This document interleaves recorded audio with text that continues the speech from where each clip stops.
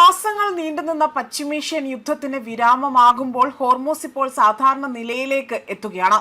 ഇന്ത്യയിലേക്ക് പുറപ്പെട്ട ആദ്യ കപ്പൽ ഇന്ന് ഗുജറാത്ത് തീരത്തിലേക്ക് എത്തും. US സൈനിക ഉപരോധം നീക്കിയതോടുകൂടി തന്നെ ഹോർമൂസ് പഴയതുപോലെ തന്നെ പ്രവർത്തിക്കാനുള്ള എല്ലാവിധ നീക്കവും നടക്കുകയാണ്. എന്നാൽ ഇറാൻ വീണ്ടും ആക്രമിക്കും എന്ന അല്ലെങ്കിൽ അത്തരത്തിലൊരു മനോഭാവം വെച്ച് പുലർത്തുകയാണ് എങ്കിൽ, അത്തരത്തിൽ പെരുമാറുകയാണ് എങ്കിൽ കാര്യങ്ങൾ കൂടുതൽ സങ്കീർണമായ ഘട്ടത്തിലേക്ക് കടക്കുമെന്നും റിപ്പോർട്ടുകൾ സൂചിപ്പിക്കുന്നു. മാത്രമല്ല, സമാധാന കരാർ ഒപ്പിടുന്നതിന് മുൻപേ തന്നെ അതിന് മണിക്കൂറുകൾ മാത്രം അവശേഷിക്കെ തന്നെ ട്രംപ് ആകട്ടെ ഇറാന് നേരെ ഭീഷണി മുഴക്കി രംഗത്ത് വന്നിരുന്നു. അവരെ പറയുന്നതനുസരിച്ചില്ല എങ്കിൽ തലയിൽ ബോംബിടുമെന്നതാണ് ഇവിടെ ട്രംപ് ഭീഷണി മുഴക്കിയത്. പശ്ചിമേഷ്യൻ സംഘർഷങ്ങളെ തുടർന്നുകൊണ്ട് മാസങ്ങളായി തന്നെ അനിശ്ചിതത്വത്തിലായിരുന്ന ഹോർമൂസ് കടലിടുക്ക് വീണ്ടും സാധാരണ നിലയിലേക്ക് മടങ്ങുകയാണ്. ഹോർമൂസ് അവിടെ വലിയ രീതിയിൽ ഇത്തരത്തിലൊരു നീക്കം നടത്തുകയും US സൈനിക ഉപരോധം നീക്കിയതോടുകൂടിയാണ് മേഖലയിൽ ഇപ്പോൾ കപ്പൽ ഗതാഗതം കൂടുതലായി തന്നെ പുനരാരംഭിച്ചിരിക്കുന്നത് എന്നതാണ് വിലയിരുത്തപ്പെടുന്നത്. ഇതിന്റെ ഭാഗമായി ഇന്ത്യയിലേക്ക് പുറപ്പെട്ട ആദ്യ LNG കപ്പൽ ഇന്ന് ഗുജറാത്തിലെ ദഹേജ് തുറമുഖത്തേക്ക് എത്തിച്ചേരും. 62,370 മെട്രിക് ടൺ ദ്രവീകൃത ഒരു പ്രകൃതി വാതകവുമായാണ് കപ്പൽ ഇന്ത്യയിലേക്ക് എത്തുന്നത്. പശ്ചിമേഷ്യൻ യുദ്ധവും സുരക്ഷാ പ്രതിസന്ധിയും മൂലം കഴിഞ്ഞ 3 മാസങ്ങളിലേറെയായി തന്നെ ഈ കപ്പൽ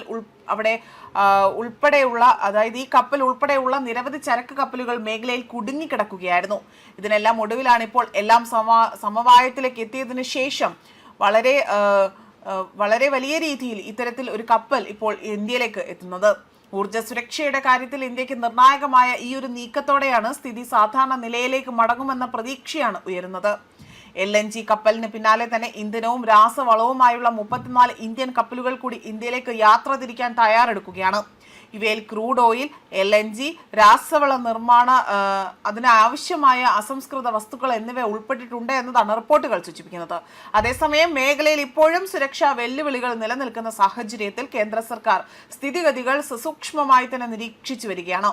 ഒമാൻ തീരത്ത് നടന്ന ആക്രമണത്തിൽ 3 ഇന്ത്യൻ നാവികർ കൊല്ലപ്പെട്ട സംഭവത്തിന് പിന്നാലെ തന്നെ ഇന്ത്യൻ കപ്പലുകളുടെ സുരക്ഷയ്ക്ക് പ്രത്യേക പ്രാധാന്യമാണ് നൽകുന്നത്.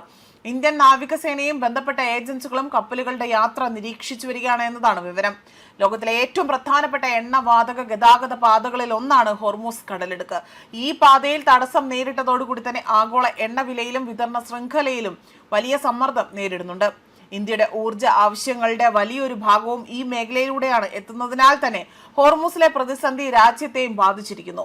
ഇപ്പോൾ കപ്പലുകൾ വീണ്ടും ഇന്ത്യയിലേക്ക് എത്തുന്നത് തുടർന്ന് വന്നതോടുകൂടി തന്നെ ഇന്ധന വിതരണത്തിലെ അനിശ്ചിതത്വം കുറയുകയും ഊർജ്ജ മേഖലയിൽ ആശ്വാസം ലഭിക്കുകയും ചെയ്യുമെന്നതാണ് കേന്ദ്ര സർക്കാരിന്റെ പ്രതീക്ഷ. രാസവള കപ്പലുകൾ കൂടി എത്തുന്നതോടുകൂടി തന്നെ കാർഷിക മേഖലയ്ക്കും വലിയ ഗുണം ലഭിക്കും. 3 മാസത്തിലേറെ തന്നെ നീണ്ടുനിന്ന പ്രതിസന്ധിക്ക് ശേഷം ഹോർമൂസ് വീണ്ടും സജീവമാകുമ്പോൾ ഇന്ത്യയുടെ ഊർജ്ജ സുരക്ഷയ്ക്കും സാമ്പത്തിക സ്ഥിരതയ്ക്കും ഇത് വലിയൊരു ആശ്വാസകരമായ വാർത്തയായി തന്നെ മാറുകയും ചെയ്യും. അതിനോടൊപ്പം തന്നെ 62,370 മെട്രിക് ടൺ LNGയുമായാണ് കപ്പൽ എത്തുന്നത്. പശ്ചിമേഷ്യൻ യുദ്ധത്തെ തുടർന്ന് കഴിഞ്ഞ 3 മാസത്തിലേറെയായി തന്നെ കപ്പൽ ആ മേഖലയിൽ കുടുങ്ങിക്കിടക്കുകയായിരുന്നു. ഇന്ധനവും രാസവളവും അടങ്ങിയ 34 ഇന്ത്യൻ കപ്പലുകൾ കൂടി ഉടനെത്തും. കേന്ദ്രമാകട്ടെ ഈ ഒരു സാഹചര്യം നിരീക്ഷിച്ചു വരികയാണ്. ദീക്ഷ വിജയകരമായി തന്നെ പാത പിന്നിടുന്നതോടുകൂടി തന്നെ ഹോർമൂസ് മേഖലയിൽ കുടുങ്ങിക്കിടക്കുന്ന ഇന്ധനവും രാസവളവും അടങ്ങിയ മറ്റ് 34 ഇന്ത്യൻ കപ്പലുകൾ കൂടി ഇന്ത്യയിലേക്ക് പുറപ്പെടാൻ ഒരുങ്ങുകയാണ്. ഒമാൻ തീരത്ത് US ആക്രമണത്തിൽ 3 ഇന്ത്യൻ നാവികർ കൊല്ലപ്പെട്ട പശ്ചാത്തലത്തിൽ കൂടിയാണ് ഇത്തരത്തിലൊരു സുരക്ഷ അവിടെ നീക്കിക്കൊണ്ട് സർക്കാർ വലിയ രീതിയിലൊരു നടപടിക്രമങ്ങൾ സ്വീകരിച്ചിരിക്കുന്നതും. ന്യൂസ് ഡെസ്ക് കർമ്മ ന്യൂസ്.